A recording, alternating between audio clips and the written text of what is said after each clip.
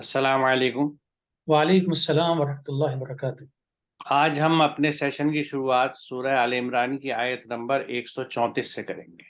चलिए तारिक साहब बिस्मिल्लाह करें। शुक्रिया। औज़ुबिल्लाहि मिनश्शैतानिर्रजीम, बिस्मिल्लाहिर्रहमानिर्रहीम।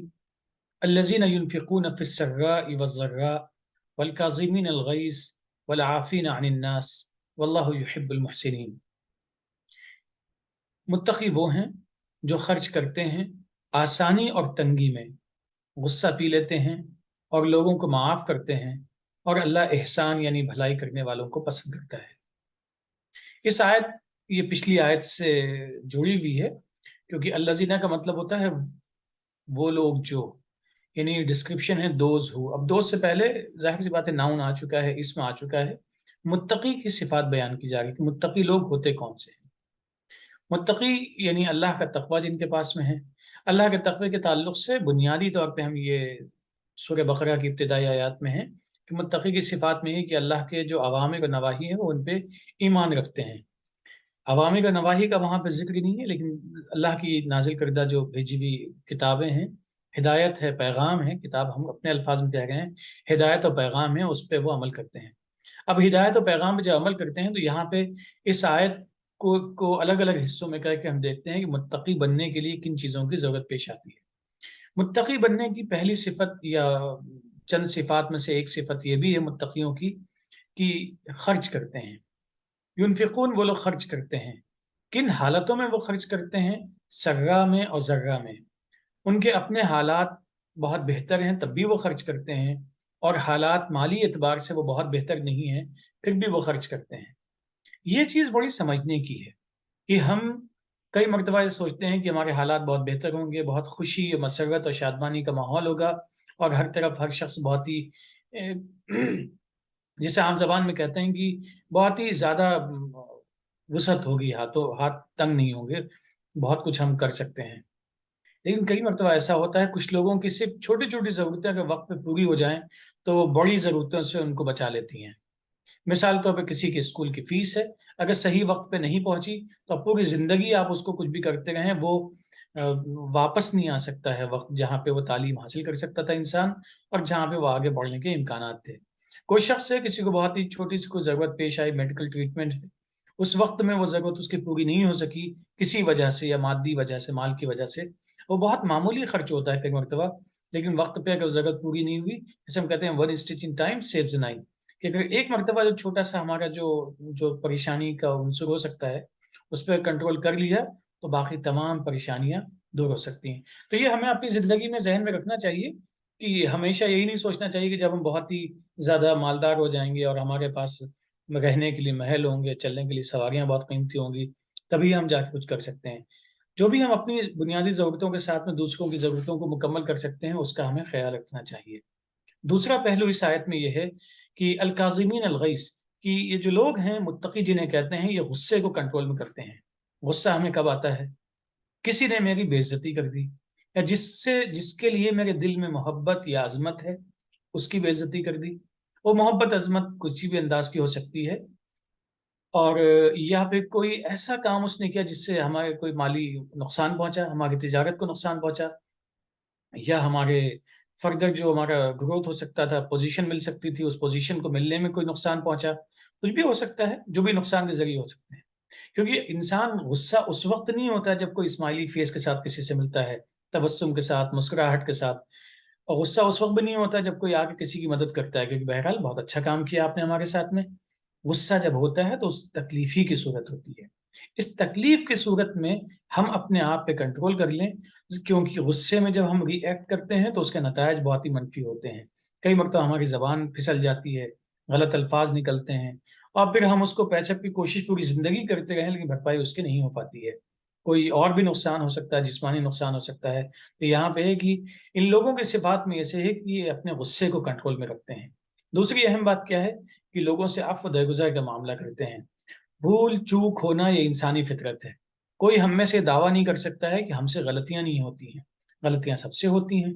लेकिन जब गलतियाँ किसी से होती हैं और उसकी गलतियों पे हम पर्दापोशी नहीं कर सकते हैं, तो ये अपने आप से सोचने का पूछने का सवाल है کہ متقین کی کیٹیگری میں جو لوگ آتے ہیں ان کی صفات میں ہی بنیادی صفات میں سے ہے کہ وہ لوگوں کی غلطیوں پہ عفو درگزر کا معاملہ کرتے ہیں، اور ان صفات سے متصف ہونے کا جو بہت بڑا فائدہ ہے وہ یہ ہے کہ یہ تمام صفات، یہ تمام اعمال اچھائی کے اعمال ہیں۔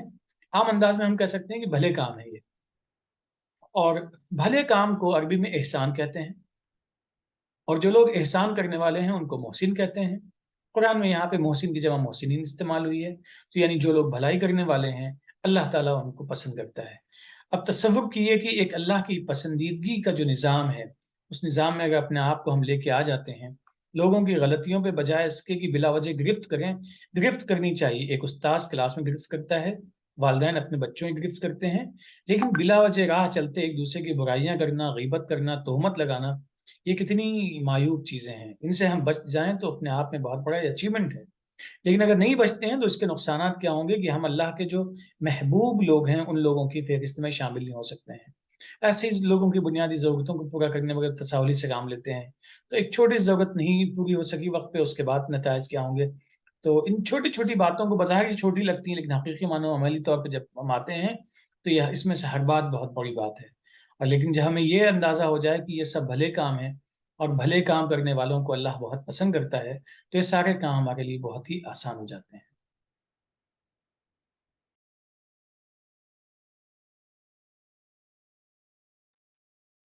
دیکھیے پچھلی سیشن میں ہم نے بلکہ غالباً پچھلے سے پچھلے میں ربا کے تعلق سے بات کری تھی کہ کس طرح سے انسانیت کے استحصال کو اللہ نے منع کیا ہے۔ وہ ایک رخ تھا کہ کسی کو ضرورت مند کو جب آپ پیسہ دیتے ہیں اس پہ آپ بڑھا کے پیسہ واپس نہ لیں۔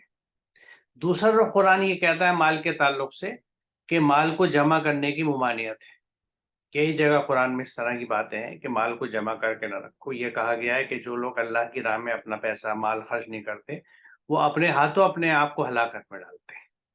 یعنی قرآن کی جو ایمفیسس ہے وہ خرچ کرنے پہ ہے، جیسے اس آیت کے شروع میں کہ متقیوں کو ڈیفائن اس طرح کیا جا رہا ہے کہ جو خرچ کرتے ہیں آسانی میں اور تنگی میں۔ اب یہ خرچ سے مراد جو ہے وہ یہ نہیں ہے کہ وہ خرچیلے ہوتے ہیں، ایکسپینڈیچر اپنے اوپر کرتے ہیں کہ چاہے پیسے نہیں ہیں لیکن کریڈٹ کارڈ سے مال جا کے وہاں سامان خرید لیا۔ یہاں خرچ ہے دوسروں کے اوپر، دوسروں کے اوپر، ضرورت مندوں کے اوپر اور ان کے بھلے کے لیے۔ اچھا، جیسا آپ نے کہا کہ جب دوسروں کے بھلے کی یا کسی کے لیے ہم سوچتے ہیں تو فوراً ہمارے دل میں، کیونکہ اصل چیز جو ہے ہمارے یہاں جو سب سے بڑا شیطان ہے وہ نفس ہے، وہ فوراً یہ خیال آتا ہے کہ اس وقت تو تمہارے پاس خود پیسے کم ہیں، ایسا کرو جب ہاتھ کھل جائے اور پیسے ٹھیک ہوں جب کسی کو مدد کر دینا، اس وقت رک جاؤ۔ یہ عام طور سے ذہن میں خیال آتا ہے، اس لیے اکثر آپ کسی سے کسی ضرورت کے سلسلے میں بات بھی کرتے ہیں تو وہ یہی کہتا ہے کہ اس وقت تھوڑا سا میرا ہاتھ تنگ ہے، میری اپنی پریشانی ہے، خرچے ہیں، کچھ ہاتھ کھل جائے گا پھر مدد کروں گا۔ تو یہ ایک جنرل فلسفی ہے، لیکن یہ جو آیت ہے یہ ہمیں یہ سمجھاتی ہے کہ آپ کے پاس چاہے پیسے کم ہوں یا زیادہ، پہلی چیز یہ ہے جو مقدم ہے کہ آپ کو جتنا بھی ہے آپ کے پاس اس میں سے دوسرے کے لیے کچھ کرنا ہے۔ زیادہ ہے تو زیادہ کریے، کم ہے تو کم کریے۔ یہ نہیں ہے کہ جب آپ کے پاس بہت زیادہ ہوا تو آپ نے اس میں سے تھوڑا سا کسی پہ خرچ کر دیا، باقی آپ نے اپنے فائنینس سنبھالنے کے لیے یا اپنے لائف اسٹائل کو سدھارنے کے لیے یا پیسہ فضول خرچی میں یا دکھاوے میں اڑا دیا، ضائع کر دیا، اور یہ سوچا کہ تھوڑا سا تو میں نے کر دیا تھا لہٰذا میں نے شاید اپنا حق ادا کر دیا۔ اس آیت کی جو اسپرٹ ہے کہ متقی کو ڈیفائن اس طرح کرتے ہیں کہ وہ تنگی میں بھی اور آسانی میں بھی خرچ کرتے ہیں دوسروں کے اوپر، یعنی ان کا جو زندگی کا فوکس ہے، جو نقطہ نظر ہے، جو اپروچ ہے، جو ایٹیٹیوڈ ہے، وہ نہ تو مال کو جمع کر کے رکھنے پہ ہے، نہ اس مال سے مال کو کمانے پہ ہے، بلکہ اپنی ضروریات کو پوری کر کے دوسروں پہ خرچ کرنے کو ہے۔ اور اگر کوئی ضرورت مند سامنے اٹھ کے آتا ہے تو ہم اپنی ضروریات کو بھی مزید کٹ کر لیں، یعنی جو بیسک نیڈس ہیں، بیسک ریکوائرمنٹ ہے، اس کو بھی تھوڑا سا کٹ کر کے، اور اس تھوڑے سے جیسا آپ نے کہا کہ کبھی کبھی ڈائر سچویشن بہت تھوڑے سی رقم کی یا بہت تھوڑی سی مدد کی ضرورت ہوتی ہے۔ میں نے خود اپنے زندگی میں خاص طور سے جب میں ایڈمنسٹریشن میں رہا ہوں، ایجوکیشنل ایڈمنسٹریشن میں، प्रिंसिपल की हैसियत से या इवन वाइस चांसलर की हैसियत से, क्योंकि मैं स्टूडेंट से हमेशा जुड़ा रहा, तो बहुत से केस ऐसे सामने आए कि फीस के जो थोड़े से पैसे होते हैं गवर्नमेंट के इंस्टीट्यूशंस में, यूनिवर्सिटीज कॉलेज में जो गवर्नमेंट रन करती है, चाहे सेंट्रल गवर्नमेंट हो या स्टेट हो, वो थोड़े से पैसे भी देने के लिए उनके पास नहीं होते। तो ऐसे में अगर आपके पास नहीं भी हैं तो आप कहीं से कुछ अपना खर्चा काटिए, लेकिन दूसरे को दीजिए। ये मुत्तकी की पहचान है। अच्छा, मुत्तकी की पहचान किस तरह से? क्योंकि मुत्तकी वही होगा जो अल्लाह के अहकामात पे चलता है। यहाँ बात खर्च करने की है, लेकिन पीछे हम देखते आए हैं अपने सेशंस में भी और आगे कुरान में देखेंगे कि अल्लाह के अहकामात में से बहुत अहम अहकामात ये हैं कि आप दूसरों के साथ अच्छा कीजिए, उनको दीजिए। तो ये जो अप्रोच है कुरान की दूसरों पे खर्च करने की, दूसरों के बारे में सोचने की, यही इंसान को तक़वी की तरफ लेके आती है। और यहाँ पहली चीज जो मुत्तकी की निशानी और पहचान के तौर पे बताई गई वो यही है कि जो खर्च करते हैं आसानी में भी तंगी। उससे अगला हिस्सा जो है गुस्सा पी लेते हैं। देखिए, गुस्सा जो है वो यानी किन कंडीशंस में आमतौर से आता है और क्यों आता है, इसको थोड़ा सा समझना जरूरी है, क्योंकि ये लिंक्ड है इन चीजों से, आपस में इनका एक रिश्ता है। आपका कोई मुलाजिम काम कर रहा है या घर में कोई मुलाजमा काम कर रही है, कोई मेड काम कर रही है, और काम करने के दौरान उससे कोई चीज गिर गई या खराब हो गई, तो अमूमन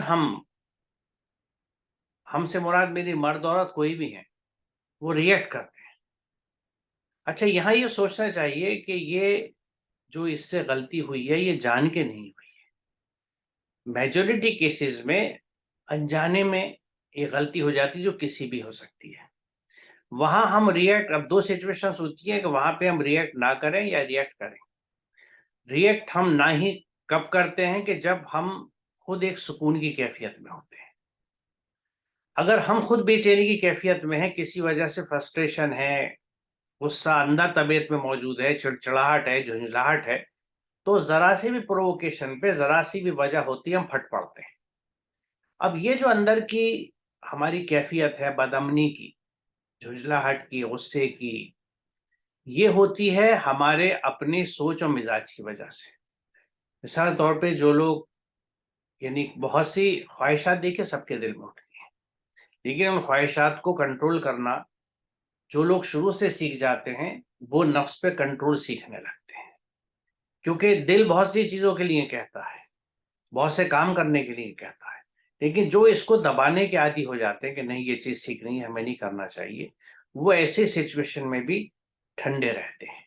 यानी जो ट्रेनिंग है आपकी, अगर आपने इस बात को पहचाना नहीं कि आपने अपनी ख्वाहिशात को कंट्रोल करना नहीं सीखा, तो ये फिर सरकश होते चले जाते हैं, एक बेकाबू जानवर की तरह हो जाता है। और ये भी उस तरबियत का हिस्सा है जो घरों में शुरू की जाती है।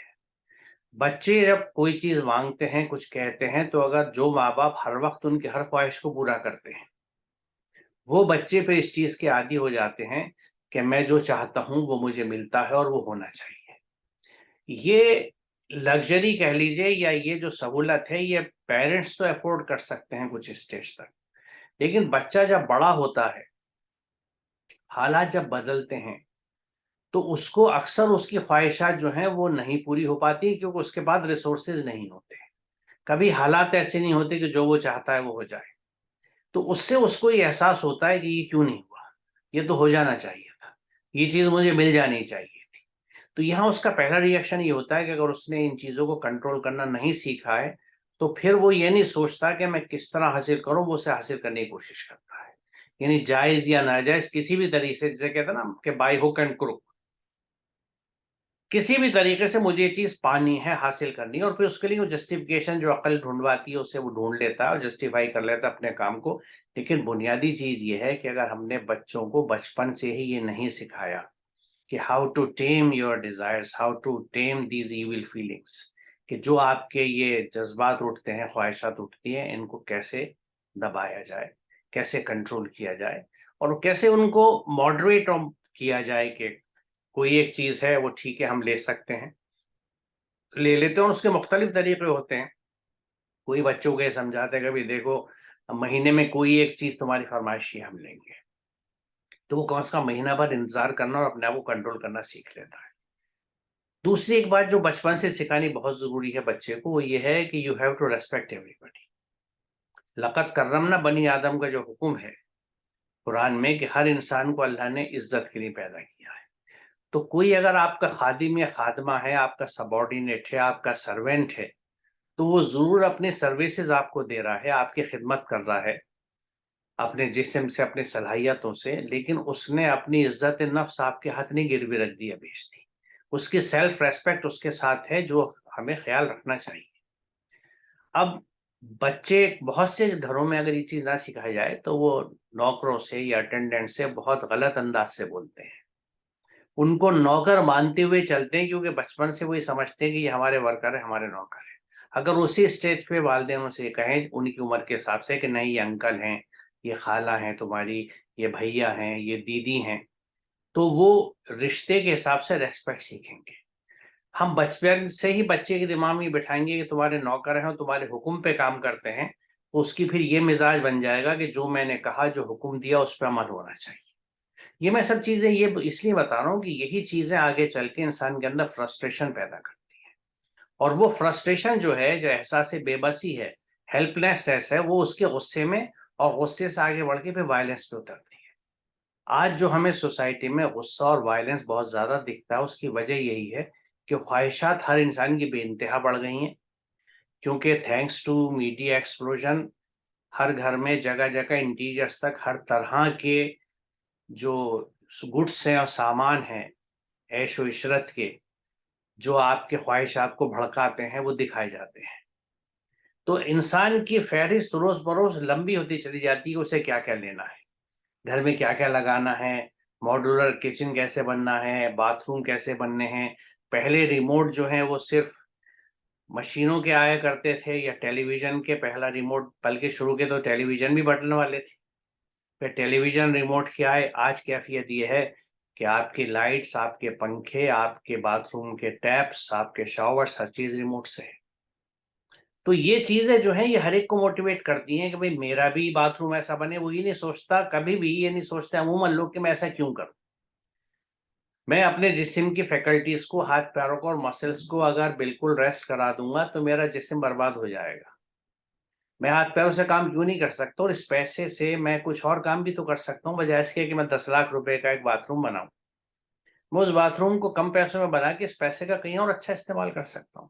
لیکن وہ ڈیزائرز کی جوت ایک ایسی جل جاتی ہے خواہشات کی، اور وہ جب پوری نہیں ہو پاتی، اس کو کنسٹرکشن کے بعد 10 لاکھ روپے چاہیے اپنے باتھ روم میں لگانے کے لیے، وہ نہیں ملتے تو اب اسے جھنجھلاہٹ ہوتی ہے کہ میرا خواب ٹوٹ گیا. مجھے جو سیلفی لینی تھی اس باتھ روم میں، اسے رہنے سے میں محروم رہ گیا.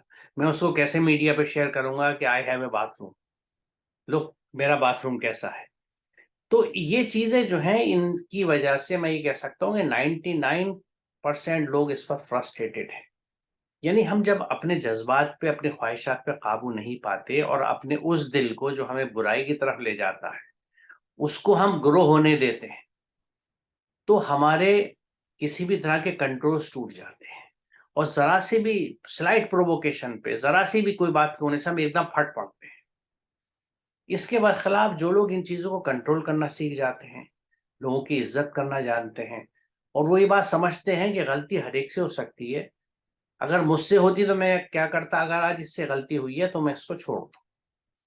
کیونکہ یہاں یہ بھی بہت سمجھنا ضروری ہے کہ یہ معافی ان چیزوں کے لیے ہیں، ان خطاؤں کے لیے ہیں، ان غلطیوں کے لیے ہیں جو ایک دم انجانے میں کسی سے ہو جائیں. یہ معافی اس چیز کو کور نہیں کرتی جو ڈیلیبریٹلی کوئی جرم کرے، کوئی خلاف قانون کام کرے، انسانیت کے خلاف ہی کسی اور رخ سے، تو وہاں یہ معاف کرنے کا اینگل نہیں ہے. کوئی آدمی کسی کو غصے میں مرڈر کرتے، آپ اسے معاف کر دیں. یعنی وہاں جو قانون ہے، جو اللہ کی کتاب ہمیں طریقے بتاتی ہے، اس کے حساب سے ٹریٹ کیا جائے گا تاکہ جرم بھی رک کے چلے.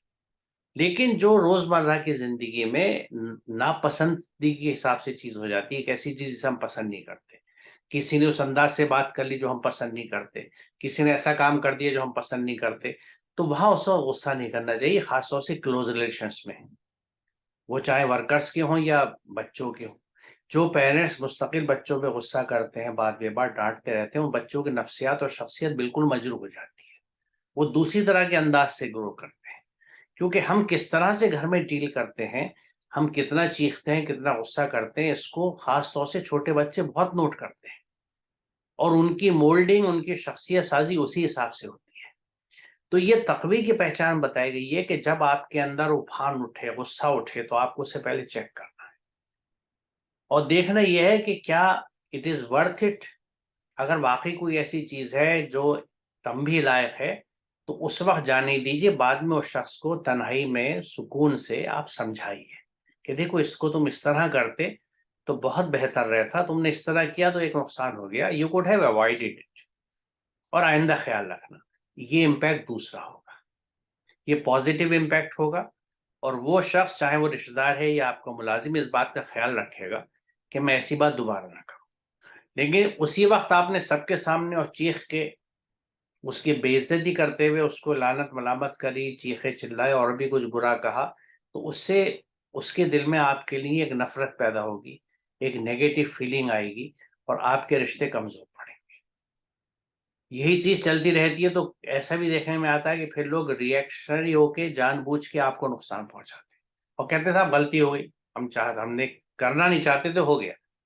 وہ جان بوجھ کے نقصان آپ کا پہنچائیں گے، صرف اس لیے کہ وہ آپ کے بیہیویئر ریئیکشن کو پسند نہیں کرتے۔ تو انسانی رشتوں کو اور انسانی تکریم کو، عزت کو برقرار رکھنے کے لیے غصے پہ کنٹرول بہت ضروری ہے، اور چونکہ ایک بہت بڑا گائیڈنگ پرنسپل قرآن کا یہ ہے کہ ہر انسان کی عزت کرنی ہے، تو ہمیں اس چیز کا خیال رکھنا چاہیے کہ غصے کو بے قابو نہ ہونے دیں، اس کو کنٹرول کرنے۔ اور یہ ایکسرسائز ویسی ہی ہے کہ جس طرح ہم اپنے بہت سی غلط یا نیگیٹو ٹینڈنسیز کو ختم کرتے ہیں اپنے جسم سے یا دبا کے رکھتے ہیں، یہ بھی انہی میں سے ایک ہے۔ تو یہ متقیوں کی پہچان ہوتی ہے، اور ظاہر ہے جیسا اگلا حصہ ہے، جیسے میں نے بھی کہا کہ لوگوں کو معاف کر دیتے، لیکن وہی چیزیں ہیں جو انجانے میں غلطی ہوتی ہیں اور جو اس لائق ہوں کہ وہ اس دائرے میں نہیں آتی جہاں پہ پھر سزا جزا اور اس کا حساب آتا ہے، معاف کرنے والی چیز ہوتی ہے، اور اللہ احسان کرنے والوں کو پسند کرتا ہے۔ احسان کو ہم کہتے ہیں کہ دوسروں کے ساتھ اچھا کرنا، to do good to others. اس میں ایک اینگل جو ہے وہ حسن اور توازن کا بھی ہے۔ احسان میں بہت اہم چیز یہ ہے کہ آپ کا رویہ ایک بیلنسڈ اپروچ ہونی چاہیے، ایک توازن ہونا چاہیے۔ اس کو کہیں پہ بھی عدم توازن ہو جاتا ہے، مثال طور پہ کسی کے پاس اگر ضرورت کے پیسے بھی نہیں ہیں تو وہ ایک نیگیٹو بیلنس کی طرف جا رہا ہے، اس کا مالی توازن بگڑ گیا ہے۔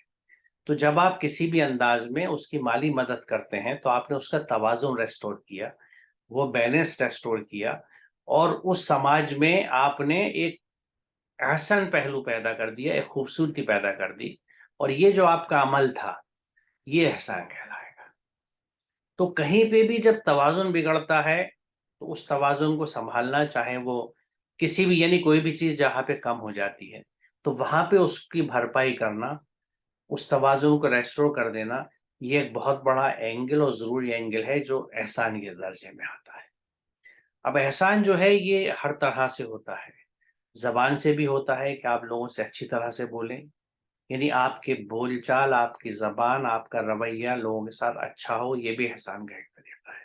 You are doing good to others, کہ آپ کی آواز ان کے کانوں کو بھری لگتی ہے، آپ کی بات ان کے دل کو بھری لگتی ہے، اس سے انہیں اذیت نہیں پہنچتی، آپ نے انہیں تانے نہیں دیے، آپ نے اس کو کوئی سرکاسٹک کمنٹ یا کوئی ترچھے جملے ایسے نہیں پھینکے جس سے اس کو کسی انداز سے اذیت ہو، یا اس کے پاسٹ کی کوئی چیز ہو جس کو آپ تنزیہ طور سے دہرائیں، نہ آپ نے اس کی کسی ایپ کو یا کمی کو ذکر کیا اس سے، یا اس کو ایڈریس کیا۔ مثال طور پہ کسی کی رنگت سیاہ ہے تو اس کو کالا کہنا، کسی کے ہاں لنگ ہے تو اس کو لنگڑا کہنا، کسی کے بال نہیں ہے تو اس کو گنجا کہنا، یہ سب وہ چیزیں ہیں جو اچھے نہیں ہوتی کہنے کے لیے اور کسی کو بھی اچھی نہیں لگتی۔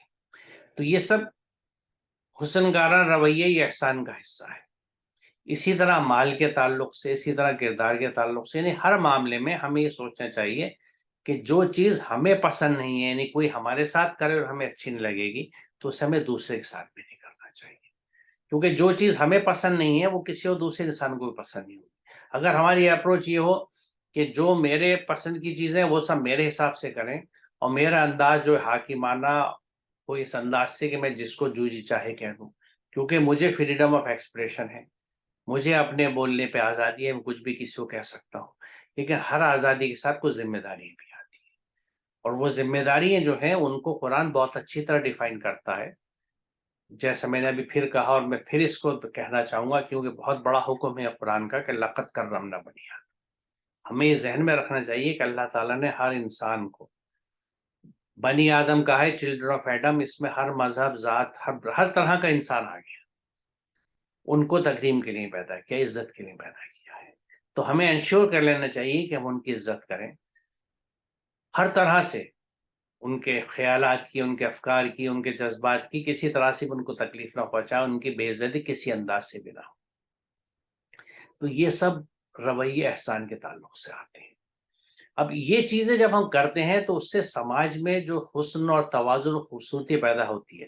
مثال طور پر آپ خود سوچئے کہ اگر کوئی شخص ایسا ہو یا کچھ اشخاص ایسے ہوں جو نہ کسی کو برا کہتے ہیں، ہمیشہ اچھا کرتے ہیں، ہاتھ پیروں سے یعنی تن من سے ان کی خدمت کرتے ہیں، ان کے لیے اویلیبل رہتے ہیں، ضرورت پہ موجود رہتے ہیں، ضرورت پہ کھڑے ملتے ہیں، تو ایسے لوگوں سے کون محبت نہیں کرے گا؟ ایک محبت کا معاشرہ وجود میں آئے گا. کیونکہ یہ جتنے اچھے کام ہم دوسروں کے ساتھ کر رہے ہیں، قرآن کہیں پہ نہیں کہتا کہ اس کو آپ مسلمانوں کے ساتھ کیجیے. ہر ایک کے ساتھ کرنے کی بات ہے.